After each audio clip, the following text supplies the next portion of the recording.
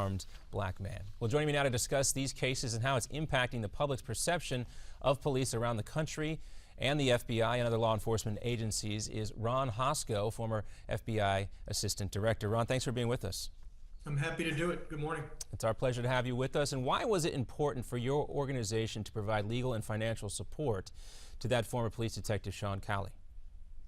Well, we look closely at the allegations in the different cases that come to our attention. And we recognize here, we certainly did in the Cowley case, but we recognize the devastating impact that these allegations can have on a law enforcement officer. That impact is not only emotional, it's a professional impact, and it's certainly a financial impact on them and their family. Without, really getting into what took place, who was right, who was wrong, there is an investigation going on to that, and that will bear that out. But how has what happened in Ferguson, Missouri impacted other police departments around the country? Well, I think we're seeing it in a number of different forums where, regardless of the facts, there are louder and louder questions being asked about what actions they took. And we just saw this week in Milwaukee, there was an event in a public park back in April of this year where an officer approached a person thought to be homeless and acting questionably. That resulted in a physical engagement between the officer and the subject. The subject reportedly actually took the officer's baton and was beating the officer with that baton.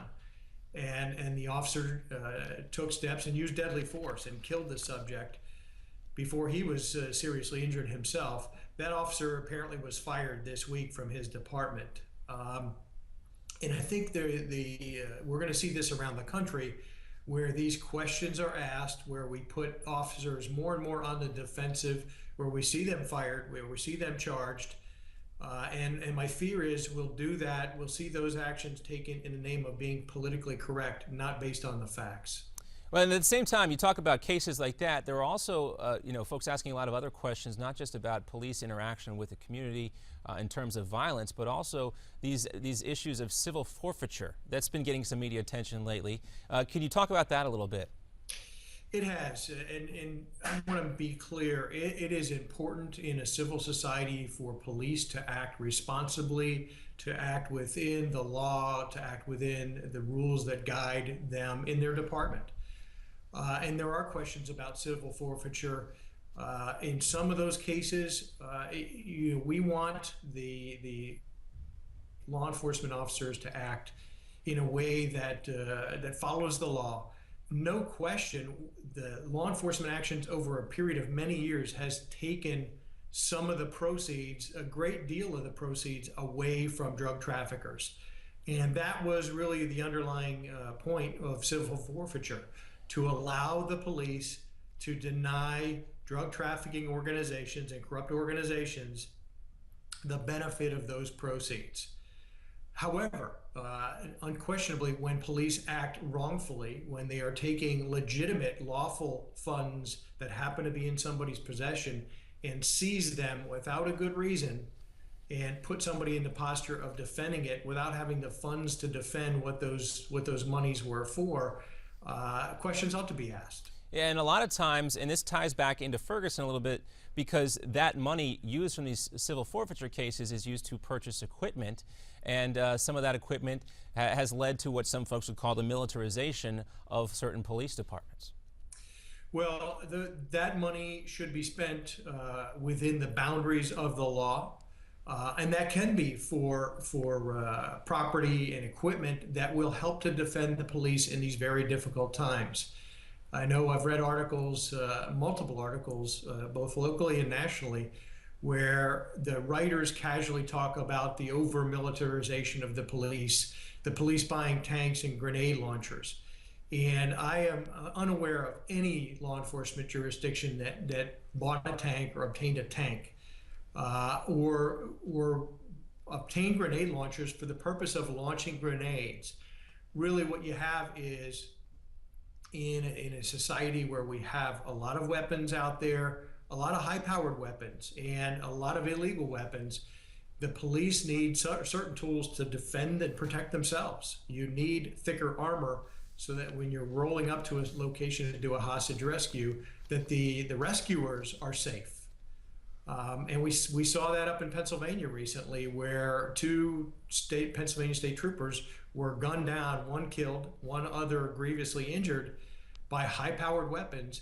And now we have a lot of law enforcement officers at risk walking the woods of Northeast Pennsylvania in search of a sniper, somebody who has already shown a propensity to kill. And that's an excellent example, too, of just some of the challenges that police departments around the country are facing right now. Really no way for them to defend themselves against what took place with Eric Freen up there in the woods of northeastern Pennsylvania. That's right. You have dozens of police walking those woods, not driving through them with armored personnel carriers, which they may well need, waiting for the next shot to be fired. It is a very perilous endeavor that the police are engaged in. All right, Ron Hosko, the former assistant director of the FBI, thank you so much for being with us. Happy to be with you. All right, it's our pleasure. We got more to come here on America's Forum, but we're going to talk real quickly about a Max to Life report here. Buying a home has become more and more complicated, but thanks to some technology, it can be simplified. Here's some more about apps to use when buying your home, the subject of this Max to Life report.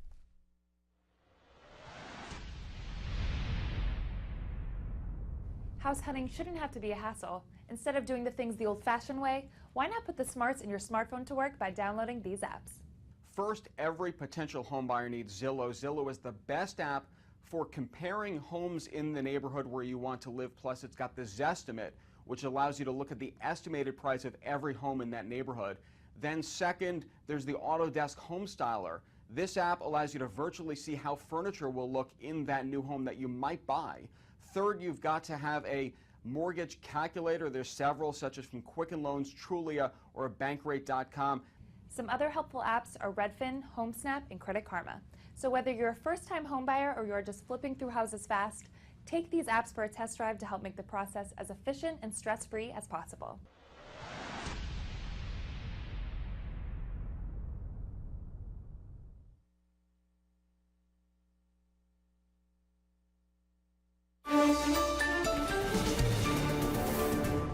Well, the pick is in. President Obama will name former White House aide Ron Klain as America's Ebola czar.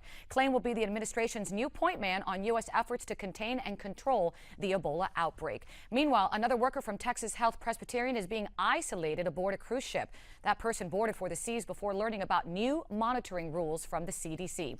In other news, a federal judge in Arizona strikes down the state's gay marriage ban, calling it unconstitutional. Hunter Biden, Vice President Joe Biden's son, was discharged from the Naval Reserve after testing positive for cocaine earlier this year. The 44-year-old says he deeply regrets his actions. And finally, the San Francisco Giants are back in this year's World Series. What a game. This after they beat the Cardinals last night with a walk-off home run. Game 1 against the Kansas City Royals gets underway Tuesday in San Fran. I'm Olga Villaverde. We'll have another update for you coming up at the top of the hour.